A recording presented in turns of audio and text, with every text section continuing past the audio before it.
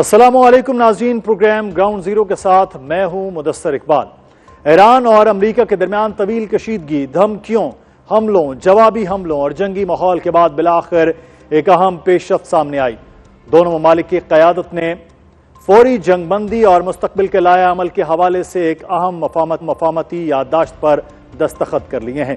اس مفاہمتی یادداشت پر امریکی صدر ڈونلڈ ٹرمپ اور ایرانی صدر مسعود پزشکان کے دستخط موجود ہیں، جبکہ وزیر اعظم پاکستان شہباز شریف نے بھی اس اہم مفاہمتی یادداشت پر بطور ثالث دستخط کیے ہیں، اور یوں مشرق وسطیٰ میں جاری کشیدگی ختم کرنے میں پاکستان کی سفارتی کوششیں کامیاب ہو چکی ہیں۔ معاہدے میں جنگ بندی، آبنۂ ہرمز میں تجارتی سرگرمیوں کی بحالی، ایران پر عائد پابندیوں میں ممکنہ نرمی اور مستقبل کی جامع مذاکرات کے لیے فریم ورک جیسے اہم نکات شامل ہیں۔ ناظرین، مفاہمتی یادداشت پر دستخطوں کے بعد آج سوئٹزرلینڈ میں ایران اور امریکہ کے حکام کے درمیان ایک اہم ملاقات ہونا تھی، جس کے لیے تمام تیاریاں مکمل تھیں۔ دنیا کی نظریں اس ملاقات پر جمی ہوئی تھی، کیونکہ توقع کی جا رہی تھی کہ اس معاہدے میں اگلے مرحلے میں علاقائی سلامتی اور جوہری پروگرام سمیت متعدد اہم معاملات پر پیش رفت ہوگی، لیکن عین اس موقع پر خطے میں ایک نئے بحران نے جنم لے لیا۔ مذاکراتی عمل کی کامیابی کے باوجود گزشتہ روز اسرائیل کی جانب سے لبنان پر ایک اور حملہ کیا گیا، جس میں 16 سے زائد افراد کے جاں بحق ہونے کی اطلاعات سامنے آئیں، جبکہ لبنان کی وزارت صحت نے دعویٰ کیا ہے کہ اسرائیلی حملوں میں 47 افراد جاں بحق ہوئے ہیں۔ اس واقعے نے سفارتی ماحول کو یکسر بدل کر رکھ دیا اور نتیجتاً سوئٹزرلینڈ میں ہونے والی اہم ملاقات منسوخ کر دی گئی۔ امریکی نائب صدر جے ڈی وینس کا دورہ بھی ملتوی کر دیا گیا۔ دی گارڈین نے رپورٹ کیا کہ امریکی نائب صدر جے ڈی وینس کے عملے کے ارکان سوئٹزرلینڈ کے فضائی اڈے پر موجود تھے اور وفد کے ابورگن روانہ ہونے کی تیاریاں مکمل تھیں، لیکن اسرائیل اور حزب اللہ کے درمیان ایک بار پھر خونریز جھڑپوں نے پوری سفارتی کوششوں کو شدید دھچکا پہنچا دیا۔ ناظرین، یہ ملاقات صرف ایک رسمی کارروائی نہیں تھی، بلکہ ایران اور امریکہ کے درمیان حال ہی میں طے پانے والے عبوری معاہدے کو عملی شکل دینے کے لیے انتہائی اہم تھی، اور خصوصاً اگلے 60 روز کے دوران چلنے والے مذاکراتی عمل کا آغاز بھی اس ملاقات سے ہونا تھا۔ لبنان پر اسرائیلی حملوں کے بعد مذاکراتی عمل ایک بار پھر تعطل کا شکار ہوتا دکھائی دے رہا تھا، لیکن اچھی خبر یہ ہے کہ اسرائیل اور لبنان کے درمیان ایک بار پھر سیز فائر ہو گیا۔ رائٹرز کے رپورٹ کے مطابق اسرائیل اور حزب اللہ نے جمعے کے روز مقامی وقت کے مطابق شام 4 بجے ایک جنگ بندی پر اتفاق کر لیا۔ دوسری جانب پاکستان کے نائب وزیر اعظم اور وزیر خارجہ اسحاق ڈار کا کہنا ہے کہ مذاکراتی عمل میں کسی قسم کی رکاوٹ پیدا نہیں ہوئی۔ محرم الحرام کے باعث ایرانی قیادت کی بعض مصروفیات ضرور ہیں، اس کے باوجود سفارتی رابطے بدستور جاری ہیں اور فریقین معاہدے کو آگے بڑھانے کے لیے پرعزم ہیں۔ ناظرین، پاکستان اس وقت بھی امن کے لیے کوشاں تھا کہ جب دونوں ممالک آمنے سامنے تھے۔ پاکستان ہی کی کوششوں سے پہلے سیز فائر اور اب عبوری معاہدہ ہو چکا، لیکن مستقل امن کی راہ میں اسرائیل ایک بار پھر رکاوٹ بنا ہے۔ اس کے باوجود پاکستان کی سفارتی کوششیں جاری ہیں۔ اب سوال یہ ہے کہ کیا ایران اور امریکہ کے درمیان طے پانے والا عبوری معاہدہ واقعی خطے میں پائیدار امن کی بنیاد بن سکے گا، اور لبنان پر اسرائیل کا حالیہ حملہ پیش رفت کو کس حد تک متاثر کرے گا؟ اس سب پر بات کریں گے۔ ہمارے ساتھ موجود ہیں سابق وزیر خارجہ خورشید محمود قصوری صاحب۔ یہ سب بہت شکریہ آپ کے وقت کا۔ سر، شروع نہیں ہوئے بات چیت ہے اور حتمی مرحلے تک جانا اور اس کا خاتمہ ہونا ایک لمبا سفر، اور معاہدے کی شقوں میں یہ بھی شامل تھا کہ کوئی کسی کے ساتھ یہ دھمکی آمیز رویہ اور یہ نہیں کرے گا، لیکن ہم ٹرمپ کا جو ابھی حالیہ ریسنٹ بیان ہے وہ بھی نظر آ رہا ہے کہ 10 پیسے وہ کہہ رہے نہیں دیں گے ایران کو، ایران شکست خوردہ ہے، اس نے یہ تمام تر چیزیں کی ہیں۔ اس قسم کے بیانات سے آپ سمجھتے ہیں کہ یہ جو شروع ہو رہا ہے معاملہ وہ دوبارہ کھٹائی میں نہ پڑے؟ دیکھیے، جو پوسچرنگ ہے نا دونوں طرف سے، یہ پاسداران کی طرف سے بھی رہے گی، پریزیڈنٹ ٹرمپ کی طرف سے بھی رہے گی۔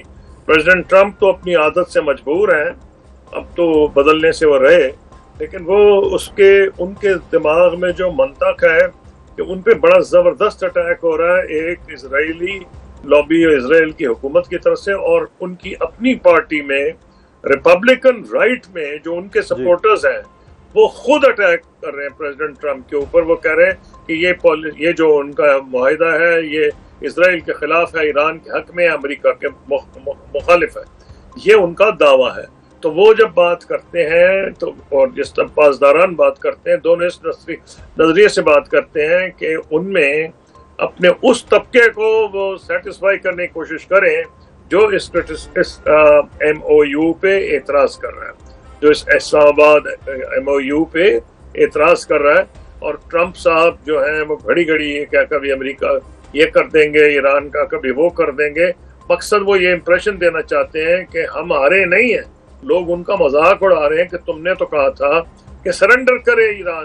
تو یہ جو سرنڈر نہیں ہے، بلکہ جو پریزیڈنٹ ٹرمپ کے اوپوننٹ ہیں وہ کہہ رہے ہیں کہ ٹرمپ نے سرنڈر کر دیا. تو یہ ایک عجیب و غریب قسم کا ایک دونوں طرف یہ چل رہا ہے کہ ریپبلکن رائٹ اور اسرائیل کی لابی ایک سائڈ پہ ہے.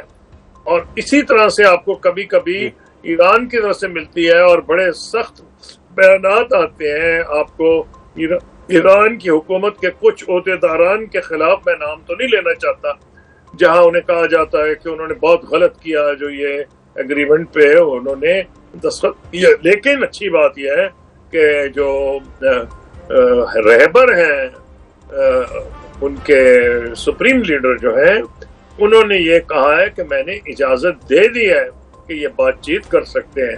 تو اس لیے یہ ایک قسم کا ڈیفینیٹو اس کے اوپر جواب ہے.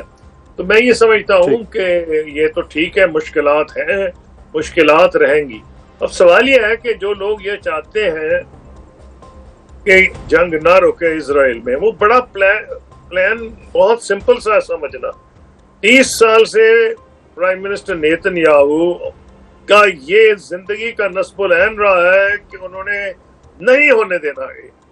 اس میں ایک وجہ تو یہ تھی گریٹر اسرائیل چاہتے تھے، دوسرا وہ چاہتے تھے کہ جب تک ایران کی رجیم تبدیل نہیں ہوگی اور وہاں ایران کو کمزور نہیں کیا جائے گا، اسرائیل علاقے پہ تسلط نہیں بنا سکتا. قصور صاحب ایک چیز میں آپ سے یہاں پہ جاننا چاہوں گا، لیبنان پر حملہ کا اس معاہدے میں تھا کہ نہیں ہوگا، یہ کتنا بڑا تھریٹ ہے اس کو سبوتاژ کرنے کا جو امن معاہدہ بھی شروع ہو رہا ہے؟ یہ تھریٹ ہے اور مقصد اس کا یہی تھا کہ اس کو خراب کیا جائے. اور اس میں ایک حد تک کامیاب ہوئے ہیں کہ وائس پریزیڈنٹ وانس آ رہے تھے وہاں، انہوں نے بھی اپنا پوسٹپون کر دیا ہے. لیکن میں نہیں سمجھتا کہ اس قسم کے معاملے سے اتنی جلدی یہ معاملہ ڈیریل ہوگا. اس کی وجہ یہ ہے کہ یہ آپ نے دیکھا ہے نا کہ کم سے کم 3 مہینے تو گزر گئے ہیں. یہ 28 فروری کو شروع ہوا تھا. تو یہ تو بیچ میں یہ بیانات دونوں طرف سے آتے جاتے رہے ہیں اور وہ لابیز بھی یہ کوشش کرتی رہی ہیں کہ اگریمنٹ نہ ہو. جب پریزیڈنٹ ٹرمپ اس نتیجے میں پہنچ گئے ہیں، جو ان سے بڑا میرے خیال میں امریکن تاریخ میں کوئی اسرائیل کا حامی نہیں تھا. وہ اپنے آپ کو زائنسٹ کہتے ہیں، اور لیکن وہ ان کو یہ بھی اندازہ ہے کہ وہ امریکہ کے صدر ہیں، اسرائیل کے صدر نہیں ہیں. اب جب ان کو یہ اندازہ ہوا ہے، پہلے تو یہ لگ رہا تھا کہ اسرائیل کا صدر ہو یا اسرائیل کا وزیر اعظم ہو یا امریکہ کا صدر ہو، ان کی ایک ہی زبان، ایک ہی سوچ، ایک ہی مفاد ہے. لیکن جیسے جیسے جنگ بڑھی ہے، اندازہ ہو گیا کہ مفادات مختلف ہیں. امریکہ ایک سپر پاور ہے، اس کی ساری دنیا میں تعلقات ہیں، اس کا اثر ہے، گلف کوآپریشن کونسل میں ہے، اسلامی دنیا میں ہے، ساؤتھ ایشیا میں ہے، ساؤتھ ایسٹ ایشیا میں ہے، اور وہاں نارتھ ایسٹ ایشیا میں بھی ہے، کوریا، جاپان وغیرہ. تو ان کے جو مفادات ہیں ایک سپر پاور کے مفادات ہیں. اور وہاں الیکشن جو آ رہا ہے، پریزیڈنٹ ٹرمپ سوچ سمجھ کے اس نتیجے پہ پہنچے ہیں کہ یہ ان کو تانے ملیں گے کہ جو پریزیڈنٹ بائیڈن کا جو پریزیڈنٹ وہ جو تھے اوباما، ان کا جو جے سی پی او تھا یہ اس سے بہتر نہیں ہے. لوگ ان کے ناقدین ان پہ یہ کہیں گے. لیکن اگر یہ معاہدہ ہو گیا، میں آپ کو کہتا ہوں کہ تاریخ باوجود اس کے کہ پریزیڈنٹ ٹرمپ کے بیانات ایریٹک ہیں جو نہیں دینے چاہیے، تاریخ ان کو اچھے الفاظ میں یاد کرے گی کہ اگر واقعتاً امن ہو گیا اس علاقے میں تو آپ اندازہ لگائیں. لیکن قصوری صاحب یہاں سر سوال یہ کہ جنیوا میں ہونا تھے پہلے، اب اس میں کچھ چیزیں سبوتاژ ہوئیں. اب جب سائن ہی نہیں ہو رہا ہے، پراپرلی آگے نہیں بڑھ رہی، تو 60 دن رکھے گئے ہیں، وہ 60 دن شروع ہو رہے ہیں، وہ ایک ایک دن بھی ضائع ہوتا ہے. یہ کتنا ایک بڑا بحران ہو سکتا ہے کہ اگر یہ چیزیں آغاز ہی نہیں ہوتے ہیں اس پہ؟ دیکھیں آغاز نہیں ہوتے تو بڑا سمپل ہے، اس میں ایک لکھا گیا ہے کہ یہ دونوں پارٹیز اگر مان جائیں تو 60 دن کو بڑھایا جا سکتا ہے.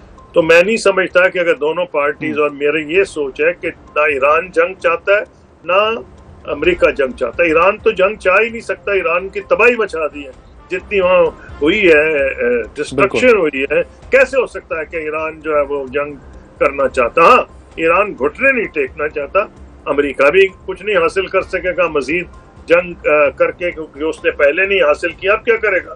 کیا جنگ دوبارہ کرے گا؟ اور میں نہیں سمجھتا کہ جنگ دوبارہ کرنا جو ہے ان کے لیے اتنا آسان ہوگا. دنیا جو لوگوں نے دیکھ لیا ہے، انکلوڈنگ گلف کنٹریز، دیکھ خلیج کے جو ممالک ہیں، گلف کوآپریشن کاؤنسل نے، کہ ان کا خیال تو یہ تھا کہ جو اڈے ہیں امریکہ کے ان کے مفاد میں ہیں، اور پتہ ان کو چل گیا کہ اڈے تو میگنیٹ ہیں، ان کی وجہ سے حملے ہو رہے ہیں، اور ان کو وہ کسی صورت میں اس جنگ کو آگے طوالت دینا چاہتے ہیں. اب تو خبریں یہ بھی آئی ہیں کہ یو اے ای جو مخالف تھا ایران کا سب سے بڑا، اس میں وہ بھی اس نتیجے پہنچ گیا کہ اس کا مفاد ہے کہ یہ جنگ مزید نہ بڑھائی جائے. اس لیے مجھے لگ یہ رہا ہے کہ کوشش یہ ٹھیک ہے، جو لوگ سیبوٹاج کرنا چاہتے ہیں وہ باز نہیں آئیں گے، لیکن یہ انشاءاللہ بات چیت شروع ہو جائے گی. اور پاکستان جس طرح کوشش کر رہا ہے اس کی بھی جو ایک ہماری بدقسمتی سے پچھلے 30-40 سال سے ریپوٹیشن بن گئی تھی نیگیٹو. جب نقشہ دیکھتے تھے انٹرنیشنل نیوز میں سوویت یونین کی انویژن 9/11 کے بعد پاکستان افغانستان کی تصویریں جڑی ہوئی تھی، اور پاکستان ایسے لگ رہا تھا جیسے کوئی افغانستان اور پاکستان ایک ملک ہے. ہمیں بڑی ریپوٹیشنل ڈیمیج ہوئی ہے، ٹیررزم بڑھا ہے، ہمارا کیپٹلسٹ یہاں سے بھاگ گیا ہے، فورن کیپٹل نہیں آ رہا. تو یہ جو ہماری امیج بنی ہے، یہ اس کو کاؤنٹر ایکٹ کرنے میں بہت مفید ثابت ہوگی. یہ تو آپ tens of millions of dollar بھی اگر خرچ کرتے اپنی امیج بڑھانے کے لیے تو آپ یہ نہیں کر سکتے تھے. آپ کو خدا داد موقع ملا. اب میری توقع ہے اور دعا ہے کہ یہ موقع ہم ہاتھ سے نہ جانے دیں. کیا میرا مطلب ہے کہ پاکستان کے غریب عوام کو بھی اس کا فائدہ ہو. جب آپ کو ایک ٹرننگ پوائنٹ مل گیا تو میری توقع ہے، دعا ہے کہ پاکستان اب وہ ریفارمز کرے جس کی وجہ سے ہم پیچھے رہ گئے. اللہ نے سب کچھ دیا پاکستان کو. پاکستان محنتی لوگ ہیں، ہر ساری دنیا میں. موقع کی جو آپ بات کریں گسوری صاحب، وہ بڑا امپورٹنٹ ہے. خارجہ معاملات میں پاکستان سفارتی سطح پر بڑا اچھا ایک امیج ہوا ہے. وہی موقع پاکستان کے اندر جو ہے وہ داخلی طور پر اس کو استعمال کیا جائے. بہت شکریہ خورشید محمود قصوری صاحب، ہمارے ساتھ موجود تھے. سابق وزیر وفاقی بجٹ پیش ہوا، اعداد و شمار کی گرد ابھی پوری طرح بیٹھی بھی نہیں تھی کہ اسلام آباد کے سیاسی ایوانوں میں ایک نئی سرگوشی نے جنم لیا. سرگوشی یہ کہ بجٹ کے بعد وفاقی کابینہ میں بڑی اکھاڑ پچھاڑ ہونے جا رہی ہے، اور ایسی اکھاڑ پچھاڑ کے کئی بڑے بڑے ناموں کے بھی کڑاکے نکل سکتے ہیں. سینئر صحافی منیب فاروق کے دعوے نے سیاسی درجہ حرارت کو مزید بڑھا دیا. دعویٰ کیا گیا کہ حکومت کے اندر اہم تبدیلیوں پر غور جاری ہے. وزارت خزانہ سے لے کر وزارت خارجہ اور وزارت داخلہ تک کئی اہم قلمدان نئے ہاتھوں میں جا سکتے ہیں. قیاس آرائیوں کا بازار گرم ہوا تو نام بھی سامنے آنے لگے. کہا گیا کہ محمد اورنگزیب کی جگہ اسحاق ڈار ایک بار پھر وزارت خزانہ سنبھال سکتے ہیں. کیا محسن نقوی کو وزارت خارجہ کا قلمدان دیا جا سکتا ہے، اور کیا وزارت داخلہ میں بھی کوئی نئی تعیناتی دیکھنے کو مل سکتی ہے؟ سیاسی راہداریوں میں، ٹی وی ٹاک شوز میں اور سوشل میڈیا پر انہی سوالات نے ڈیرے جما لیے. مگر جب یہ قیاس آرائیاں زور پکڑ رہی تھیں تو مسلم نون کے سینئر رہنما رانا ثناء اللہ سامنے آئے، اور انہوں نے ایک ہی جملے میں تمام افواہوں پر پانی پھیرنے کی کوشش کی. ان کا کہنا تھا کہ کسی قسم کی تبدیلی زیر غور نہیں، اور جو خبریں گردش کر رہی ہیں وہ محض افواہیں ہیں. لیکن سیاست میں اکثر کہانی وہ نہیں ہوتی جو زبان پر ہو، بلکہ وہ ہوتی ہے جو سطور کے درمیان لکھی جا رہی ہو. اور یہی وجہ ہے کہ رانا ثناء اللہ کی تردید کے باوجود سوالات ختم نہیں ہوئے بلکہ مزید بڑھ گئے ہیں. اسی دوران ایک اور آواز نے سیاسی منظرنامے میں ہلچل پیدا کر دی. فیصل باوڈا کی آواز. فیصل واؤڈا نے نہ صرف ناظرین حکومت کی بعض پالیسیوں پر تنقید کی بلکہ مسلم لیگ نون کی سیاسی حکمت عملی پر بھی سوالات اٹھائے۔ سوال یہ ہے کہ فیصل واؤڈا کی تنقید محض ایک سیاسی بیان ہے یا پھر یہ کسی بڑی تبدیلی کا پیش خیمہ ہے؟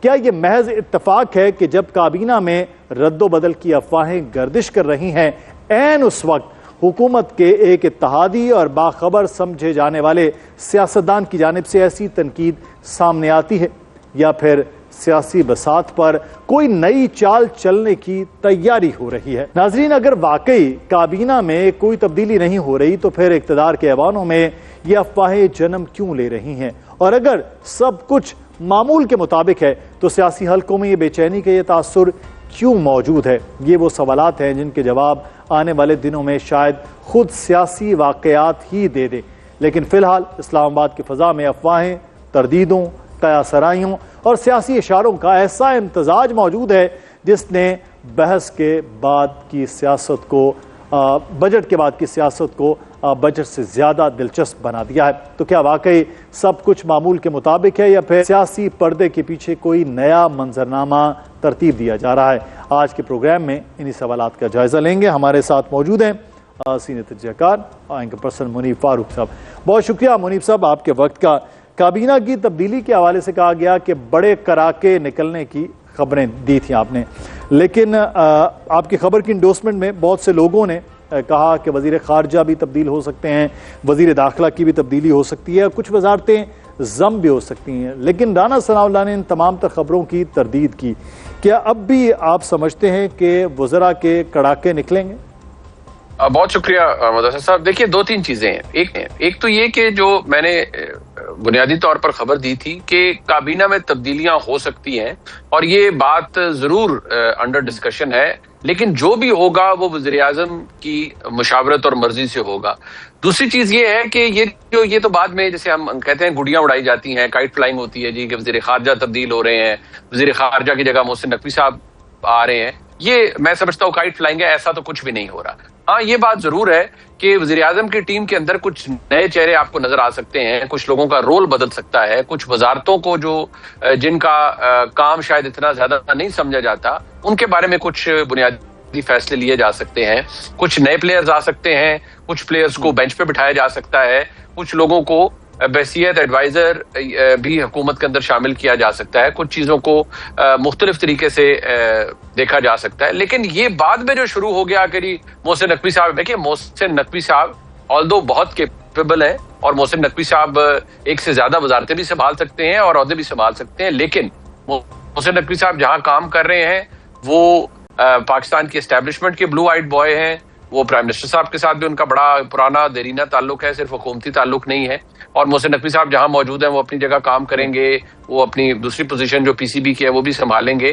جو باقی باتیں کی گئی ہیں جو تعلقات، تو دیکھیے میری تو پہلے دن سے کہ تعلقات تو ایسے کسی حکومت کے اور اسٹیبلشمنٹ کے ہوئے ہی نہیں ہیں جو آج کل ہیں، اور یہ انپریسیڈنٹڈ ہے۔ میں سمجھتا ہوں شہباز شریف صاحب بہت ہی زیادہ لکی پرائم منسٹر ہیں جن کو یہ موقع ملا ہے جس میں وہ اتنی بہترین کوارڈینیشن اور مدد حاصل کر رہے ہیں پاکستان کی اسٹیبلشمنٹ سے۔ لیکن جو سچویشن ہے اس کے اندر یہ ضرور ہے کہ کچھ لیول پر کچھ چیزوں کے اوپر پرائم منسٹر صاحب بھی شاید چاہیں گے کہ کچھ نئے لوگوں کو موقع دیا جائے، کچھ چیزوں میں چھوٹی موٹی تبدیلیاں کی جائیں، آگے چل کر کی جائیں، اور میں نے کوئی اس کا ٹائم فریم یہ نہیں دیا تھا کہ وہ 2 دن میں ہونے جا رہی ہیں۔ میں ہمیشہ یہ کہتا ہوں کہ یہ چیزیں کنسیڈر ضرور کی جا رہی ہیں، یہ 1 مہینہ لگ سکتا ہے۔ صحیح۔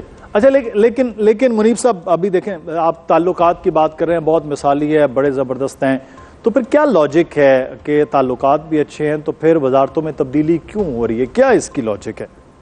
وزیر اعظم کی حد تک تو بہترین ہر چیز بہت زبردست ہے اور بہترین ہے، لیکن دیکھیے یہ ضروری نہیں ہے کہ وزیر اعظم کو کسی نے آ کے کوئی چیز ڈکٹیٹ کرانی ہے۔ ایکچولی ہمارا کیونکہ ٹریک ریکارڈ ایسا ہے، چیزیں ایسی ہیں، تاریخ ایسی ہے کہ ہم فوری طور پر دھیان یہ جاتا ہے کہ اچھا جی یہ تو اسٹیبلشمنٹ کے کہنے پر یہ سب کچھ ہوگا۔ بالکل رول ہو سکتا ہے، یہ ایک ہائبرڈ ماڈل کی حکومت ہے، لیکن ذہن میں رکھیے گا کہ شہباز شریف صاحب خود بہت زیادہ ارکریزی کرتے ہیں اور باریک بینی سے کام لیتے ہیں۔ وہ اپنے ٹیم کی جو ایویلیویشن ہے وہ خود بھی کرتے ہیں، وہ اس کو ویلیو خود بھی کرتے ہیں، اس کو ویلیویٹ کرتے ہیں، پھر ان کی انپٹ دیکھتے ہیں اور وہ شاید یہ چیز دیکھ بھی رہے ہیں. اور میں آپ کو دوبارہ کہوں گا کہ شاید شہباز شریف صاحب آلریڈی بہت سے معاملات کو کنسیڈر کر رہے ہوں, ابھی نہیں لیکن آگے چل کے. لیکن یہ بات ضرور ہے کہ کابینہ کے اندر کسی نہ کسی سٹیج کے اوپر, ابھی نہ صحیح تو 2 مہینے بعد صحیح, 3 بعد صحیح, کچھ شاید آپ کو نئے چہرے نظر آئیں, کچھ شاید آپ کو اس کے اندر تبدیلی کسی نہ کسی طریقے سے انتظامی معاملات کے اندر بھی کچھ چیزیں آپ کو ریفارم یا تبدیلیوں کی صورت میں نظر آئیں. بٹ دیٹ ڈز ناٹ نیسیسریلی مین کہ جی آپ کو یہ کہنا شروع کرتے ہو جی وزیر خزانہ جا رہے ہیں, وزیر خارجہ جا رہے ہیں یا وزیر داخلہ تبدیل ہو رہے ہیں. ایسا نہیں ہے. یہ جیسے ہی ہوگا, جس طریقے سے اس کو لایا جائے گا, یہ میں آپ کو کنفرم کر سکتا ہوں, یہ 100% وزیر اعظم صاحب کی مرضی منشا کے مطابق ہوگا. اور میں دوبارہ کہوں گا کہ کوئی کھینچا تانی نہیں ہے. حکومت اور اسٹیبلشمنٹ میں بہترین تعلقات ہیں اور اسی بہترین تعلق کے نتیجے میں جو آگے فیصلے لیے جائیں گے وہ. اچھا لیکن ایک چیز میں آپ سے جب یہ تبدیلیوں کی بات ہو رہی ہے کہ بجٹ کے بعد یہ ہوگا, اسی میں ایک آواز فیصل واؤڈا صاحب اچانک پھر واپس آئے ہیں, اور جب پی ٹی آئی پہ تھے تب بھی وہ پاکستان مسلم یونین پہ تنقید کرتے تھے, ان کے نشانے پہ رکھا ہوتا تھا. اب بھی ان کے ٹارگٹ حکومت کیوں ہے؟ اب بھی وہ پاکستان مسلم یونین پر تنقید کر رہے ہیں. جب بھی ایسا معاملہ ہوتا ہے وہ منظر عام پر آ جاتے ہیں, وجہ کیا ہے؟ دیکھیے فیصل واؤڈا صاحب ہر کچھ عرصے بعد وہ ان کا ایک لمبا اسپری ہوتا ہے, بہت سے شوز وہ کرتے ہیں, Annie ends up seeing things, بہت سی چیزیں وہ کہہ دیتے ہیں. لیکن میں آپ کو صرف یہ کہہ سکتا ہوں کہ فیصل واؤڈا صاحب کی ایک ذاتی ناپسندیدگی بھی ہے مسلم لیگ نون کے لیے, پرائم منسٹر صاحب کے لیے, اس حکومت کے لیے, جس کا اظہار وہ کرتے رہے ہیں اور کرتے رہتے ہیں. لیکن پلیز اس کو کنفیوز نہ کیجئے اس معاملے سے یا اس امپریشن سے جو کہ دیا جاتا ہے کہ شاید یہ اسٹیبلشمنٹ کے کہنے پہ فیصل واؤڈا صاحب یہ کریں. نہیں, اسٹیبلشمنٹ نے اگر کچھ کرنا یا کروانا ہو یا کچھ چیز تبدیل کروانی ہے یا کچھ چیزیں یا حکومت کا دھڑان تختہ ہی کرنا ہو تو ان کو فیصل واؤڈا صاحب کی یا کسی اور کی ضرورت نہیں ہے. وہ تو بڑے آسانی سے اور دیگر معاملات کے ذریعے کیا جا سکتا ہے. تعلقات بہترین ہے. فیصل واؤڈا صاحب جتنا ناپسندیدہ سمجھتے ہیں اس حکومت کو اور پرائم منسٹر کو, میں سمجھتا ہوں the feeling is mutual. Prime minister of Pakistan بھی فیصل واؤڈا صاحب کو شدید ناپسند کرتے ہیں. اب وہ کس وجہ سے ہے, کیا ہے, اس کے بارے میں تو نہ میں بات کرنا چاہوں گا, لیکن میں اس بات کو کنفرم کر سکتا ہوں بحیثیت ایک صحافی خبر کے طور پر کہ جتنا ناپسندیدہ سمجھتے ہیں فیصل واؤڈا صاحب پی ایم ایل این کو یا ان کے بارے میں بات کرتے ہیں, اتنی ناپسندیدگی پی ایم ایل این کی طرف سے بھی ہے. اور کنفیوز نہیں ہمیں کرنا چاہیے. جو پوزیشن محسن نقوی صاحب کی ہے وہ ایک انٹائرلی ڈفرنٹ پوزیشن ہے. فیصل واؤڈا صاحب کی پوزیشن بہت. لیکن فاروق صاحب ایک چیز ہے, وزیر اعظم وہ تو اس طرح نہج پہ جاتے ہیں کہ شاید وزیر اعظم بھی تبدیل ہو چکے ہیں. وزیر اعظم کی تبدیلی بھی وہ باتیں لے کر جاتے ہیں فیصل واؤڈا صاحب. سر بات یہ ہے, جب آپ کسی کو ذاتی طور پر ناپسند کرتے ہیں تو پھر آپ بہت سی باتیں کرتے ہیں, بہت سی باتوں کے اوپر آپ ان کی ہر فیصلے ہر چیز کے اوپر تنقید کرتے ہیں. فیصل واؤڈا صاحب تو دیگر لوگوں کے نام لیے بغیر اور بھی لوگوں پر پی ایم ایل این کے اندر اور اس طرح تنقید کرتے ہیں. یہ تنقید وہ پاکستان پیپلز پارٹی کے جو معززین ہیں ان کے بارے میں شاید اس طرح کھل کر نہیں کرتے اور ان کے بارے میں وہ بیان نہیں فرماتے. وہ ان کا نشانہ پی ایم ایل این ہوتی ہے. But that's fair. اگر وہ ناپسند کرتے ہیں تو آگے سے بھی ناپسندیدگی ہے. اگر وہ وزیر اعظم کو پسند نہیں کرتے تو ان کے حق میں کلمہ خیر کیوں پڑھیں گے؟ یہ تو ایک بڑی کامن سینسیکل سی بات ہے اور لاجیکل بات ہے. اور میں دوبارہ کہوں گا کہ فیصل واؤڈا صاحب کی یا کسی اور کی ضرورت نہیں ہے اسٹیبلشمنٹ کو, اگر انہوں نے کچھ حکومت سے کروانا ہے. اول تو یہ حکومت جو شہباز شریف صاحب کی ہے یہ تو ایک ایسے نقطے کے اوپر اکٹھے ہیں کہ وزیر اعظم پاکستان اور فیلڈ مارشل صاحب کی ملاقاتیں میں پہلے بھی آپ کو عرض کر چکا ہوں, دوبارہ کہوں گا کہ بہت سی ملاقاتیں ان اناؤنسڈ ہوتی ہیں جن میں صرف ایگریمنٹس ہوتے ہیں, ڈس ایگریمنٹس نہیں ہوتے. اور شہباز شریف صاحب کی طبیعت بھی ایسی ہے اور میں اس بات کو کنفرم کر سکتا ہوں کہ آپ کی سوچ سے بھی زیادہ عزت شہباز شریف صاحب کو فیلڈ مارشل سید عاصم منیر دیتے ہیں. اور ان میں جتنا خوش دلی اور صاف نیتی سے فیلڈ مارشل سید عاصم منیر حکومت کے ساتھ اور پرائم منسٹر کا ساتھ دے رہے ہیں, اتنی خوش دلی اور صاف نیتی سے پرائم منسٹر آف پاکستان بھی فیلڈ مارشل سید عاصم منیر صاحب کے ساتھ مل کر معاملات کو بہتری کی طرف لے جا رہے ہوتے ہیں. جب ہم تبدیلی کی بات کرتے ہیں یا چیزوں میں بہتری کی بات کرتے ہیں تو اس کا نتیجہ یہ فوری طور پر نہیں نکل سکتا یا نہیں نکالنا چاہیے کہ وہ اس کی وجہ کو ناراضگی ہے. اس کی وجہ بہتری ہے اور کلیکٹیو ڈیسیژن میکنگ ہے, جو کہ کسی بھی سٹیج پر ہو سکتی ہے. صحیح. ٹھیک ٹھیک. اچھا منیب صاحب، آپ جنیوا میں موجود ہیں، پہلے کو دستخط کرنے کی وہ ایک تقریب تھی، وہ تمام تر معاملہ تھا، پوری دنیا کے میڈیا بھی ہم نے دیکھا وہاں پر موجود ہے. پاکستان کے حوالے سے پہلے پوری دنیا کے میڈیا بات کرتا رہا ہے اور خارجہ معاملات کے حوالے سے بہت زیادہ ڈپلومیٹکلی پاکستان کے وہاں پہنچ کے پاکستان کے حوالے سے، پاکستان کے رول کے حوالے سے کیا آپ نے دیکھا، کیا محسوس کیا؟ دیکھیے، پاکستان کا نام تو بہت روشن ہوا ہے اور بحیثیت ایک ریاست پاکستان کو بہت عزت ملتی ہے اور بہت وقار میں اضافہ ہوا ہے. پاکستان نے دنیا میں ثابت کیا ہے کہ پاکستان بحیثیت دنیا کی واحد اسلامی ریاست کے ایک واحد نیگوشیٹر تھا اس پورے معاملے کے اندر، اور بہترین چیزیں کی ہیں انہوں نے، اور پاکستان نے اپنے آپ کو ثابت کروایا ہے. اب دیکھنا صرف یہ ہے کہ اس کے بعد جو ٹیکنیکل لیول کی ٹاکس ہیں ان میں کیا ہوتا ہے. پاکستان نے دنیا کی سینٹر سٹیج کے اوپر اپنا امپریشن بنا لیا ہے اور پاکستان ایک بالکل ایک لیڈنگ نیشن کی طرح دنیا کے اندر اپنے آپ کو ڈپلومیٹکلی منوا چکا ہے. اب جو نیکسٹ لیول ٹاکس ہیں وہ ٹیکنیکل لیول کی ٹاکس ہیں، ان میں بھی پاکستان کا کردار ہو سکتا ہے، لیکن بنیادی طور پر وہ ٹیکنیکل نوعیت کی جو گفتگو ہے اس میں زیادہ کردار ایران اور امریکہ کی طرف سے ہوگا. پاکستان اس میں بھی اپنا مدد سٹیک اپنا شامل رکھے گا، لیکن جو بنیادی مقصد تھا وہ سیز فائر تھا اور اس میمورینڈم آف انڈرسٹینڈنگ یعنی اسلام آباد میمورینڈم آف انڈرسٹینڈنگ تھا، جو کہ پاکستان نے اچیو کروایا ہے. اور بحیثیت ثالث پاکستان کی نمائندگی کرتے ہوئے وزیر اعظم پاکستان نے اس کے اوپر دستخط بھی کیے ہیں، اور بہترین اور میں سمجھتا ہوں کردار پاکستان کے فیلڈ مارشل سید آصف منیر صاحب کا ہے، جو دنیا یقینی طور پر جو ہے پاکستان کا جو کام تھا، جو پاکستان کا کردار تھا وہ بڑا رہا ہے اور وہ نظر بھی آ رہا ہے. بہت شکریہ منیب فاروق صاحب، آپ ہمارے ساتھ موجود تھے، جنیوا میں ہیں. اب دیکھنا ہے کہ یہ ٹاکس جو اس وقت تعطل ایک طرح سے نظر آ رہا ہے وہ آگے کس طرح سے وہ بڑھتے ہیں. بہت شکریہ آپ کا. آزاد کشمیر میں کالعدم جوائنٹ عوامی ایکشن کمیٹی کے احتجاج کے نام پر انتشار کے خلاف وفاقی اور کشمیر حکومت کے ساتھ ساتھ ریاست اور سیاسی قیادت بھی ایک پیج پر ہیں. حکومت کا دعویٰ ہے کہ کالعدم جوائنٹ عوامی ایکشن کمیٹی آئینی معاملات کو سڑکوں پر حل کرنے کی بات کر رہی ہے اور اس مقصد کے لیے آزاد کشمیر کے پرامن لوگوں کو استعمال کیا جا رہا ہے. حقوق کی تحریک کے نام پر ریاست میں انتشار پھیلانے کے ساتھ ساتھ کشمیر اور پاکستان کے رشتے میں بھی دراڑ ڈالنے کی کوشش کی جا رہی ہے. ناظرین، کالعدم جوائنٹ عوامی ایکشن کمیٹی نے مذاکرات سے مسائل حل کرنے کو ترجیح دینے کی بجائے احتجاج اور انتشار کا راستہ اپنایا تو اس کے ساتھ سختی سے نمٹنے کا فیصلہ کیا گیا. آزاد کشمیر میں اس وقت پاکستان پیپلز پارٹی کی حکومت ہے اور یہ تاثر دیا جا رہا تھا کہ کالعدم جوائنٹ عوامی ایکشن کمیٹی کو لے کر پارٹی ابہام کا شکار ہے، لیکن گزشتہ روز chairman Pakistan Peoples Party Bilawal Bhutto Zardari نے اس حوالے سے بڑا دو ٹوک اور واضح موقف اپنایا ہے. قومی اسمبلی میں خطاب کے دوران بلاول بھٹو کا کہنا تھا کہ پرامن احتجاج ہر شہری کا حق ہے، لیکن قانون اپنے ہاتھ میں لینے، املاک کو نقصان پہنچانے اور ریاستی اداروں پر حملوں کی قطعاً کوئی گنجائش نہیں. اگر کالعدم جوائنٹ عوامی ایکشن کمیٹی تشدد کا راستہ چھوڑے پرامن سیاسی حل ممکن ہے. بلاول بھٹو کا کہنا تھا کہ مہاجرین کی نشستوں کا معاملہ آئینی ترمیم سے حل ہو سکتا ہے اور بندوق یا لاٹھی کے زور پر راتوں رات تبدیل نہیں کیا جا سکتا.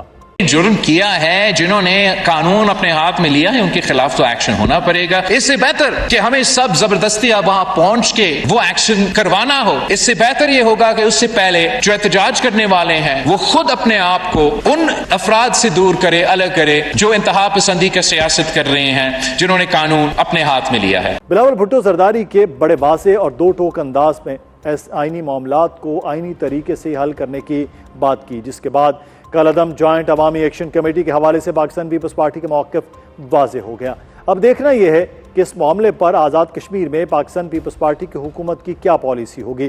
اس سب پر بات کریں گے. ہمارے ساتھ موجود ہیں سینئر رہنما پاکستان پیپلز پارٹی قمر زمان قاہرہ صاحب. قاہرہ صاحب، بہت شکریہ آپ کے وقت کا.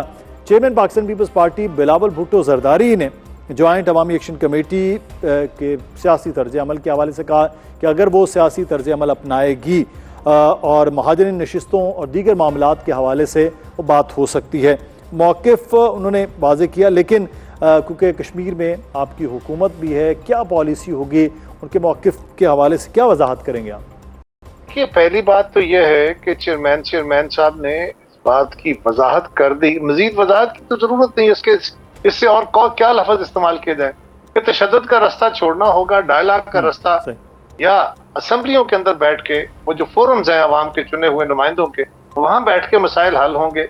उसके अलावा भी हमने सिर्फ वहां नहीं किया बल्कि उनके वो मुतालबात जो कि आम तौर पे वकली मसाद से बाहर नजर आते हैं, वो मुतालबात भी माने गए। मसलन 3 रुपए यूनिट बिजली हो, कमर्शियल रेट 9 रुपए हो, और जो टैक्सेस की छूट हो, और बड़ा हाजल क्या से एक लंबी लिस्ट है, वो सारे मुतालबात माने गए। अब एक मुतालबे पे आप इस हद तक चले जाएं और आपका ये ख्याल हो कि आपका हर मुतालबा वो रियासत की गर्दन पे तलवार रख के हमने हल कराना है, नहीं तो हम रास्ते बंद कर देंगे, हम रियासत का निजाम जो है वो मुअत्तल कर देंगे, तो कब तक ये काम बर्दाश्त होगा, कब तक ये चीजें चलेंगी? कोई दूसरा रास्ता नहीं है डायलॉग के अलावा।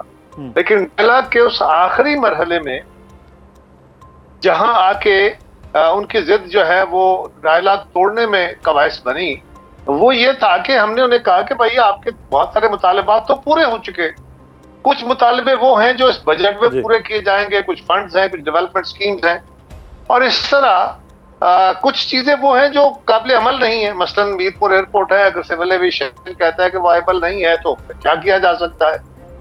अब एक मसला था ये जो सीटों का, इसके ऊपर भी उनको कहा कि भाई बैठिए, एक तो ये कि आपका ये मैंडेट नहीं है, आपके अलावा भी कश्मीर की जमातें हैं जो अवाम का मैंडेट रखती हैं, कश्मीरी महाजरीन है, हुकूमत पाकिस्तान है, फॉरेन ऑफिस है, हम भी इसके एक फरीक हैं, और हम सिर्फ आजाद कश्मीर के शहरियों को जवाब दे नहीं है, मकबूजा कश्मीर के लोगों को भी जवाब दे कि कहीं ऐसा ना हो कि हमारे किसी कदम से आजाद कश्मीर के या जम्मू कश्मीर के मुकदमे के ऊपर जद लग जाए।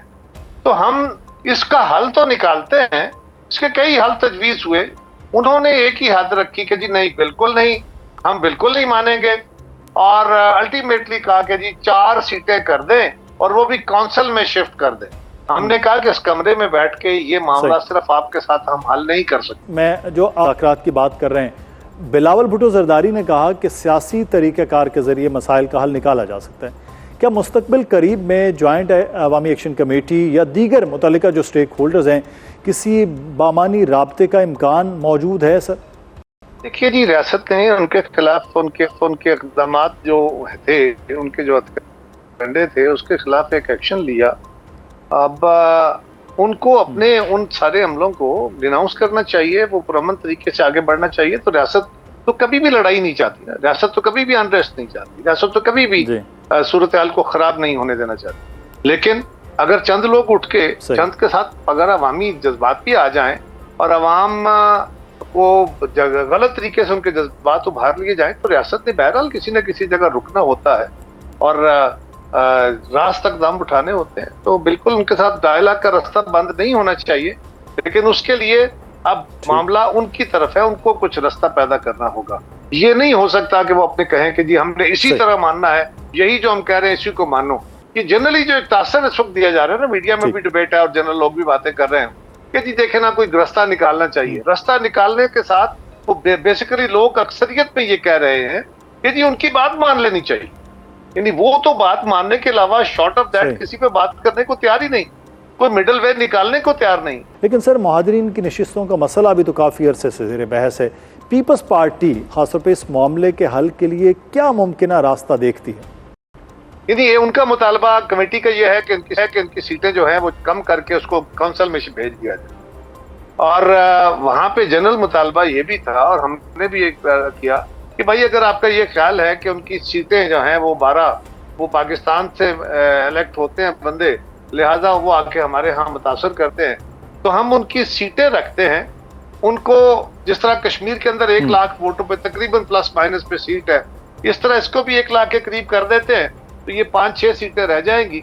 ये 5-6 सीटें कश्मीर के अंदर जो कश्मीर के वोटों से इलेक्ट होते लोग हैं मुख्तलिफ जमातों के, उनके अंदर प्रोपोर्शनेट बांट दी जाए, जिस तरह स्पेशल सीटें होती हैं, जिस तरह कश्मीर के अंदर लेडीज की है, टेक्नोक्रेट्स की है, उलमा मशाइख की है, जिस तरह ओवरसीज की सीट है, इस तरह मकबूजा जम्मू और कश्मीर के उन लोगों के लिए भी सीटें जो है वो वहां रख दी जाए। बात करें, लेकिन चेयरमैन के जो पाकिस्तान पीपल्स पार्टी के बिलावल भुट्टो, उनकी वाज़ेह लाइन के बाद کہ اب کہا جا سکتا ہے، اور جو کہا جا رہا تھا اس معاملے کو کہ پاکستان پیپلز پارٹی ابہام کا شکار ہے، وہ پروپیگنڈا دم توڑ گیا، ابہام ختم ہو گیا؟ ہمیں تو ابہام نہیں تھا، ابہام پھیلانے والوں کو تھا، وہ پھیلاتے رہتے. ہمارے بارے میں تو ویسے ہی ابہام پھیلانا شوق ہے. بہت شکریہ قمر زمان قاہرہ صاحب، پاکستان پیپلز پارٹی کے رہنما ہمارے ساتھ موجود تھے، اور چیئرمین پاکستان پیپلز پارٹی کے کل کے بیان کے حوالے سے ہم بات کر رہے تھے. پروگرام سے مدثر اقبال کو اجازت دیجیے، اپنا خیال رکھیے گا، اللہ حافظ.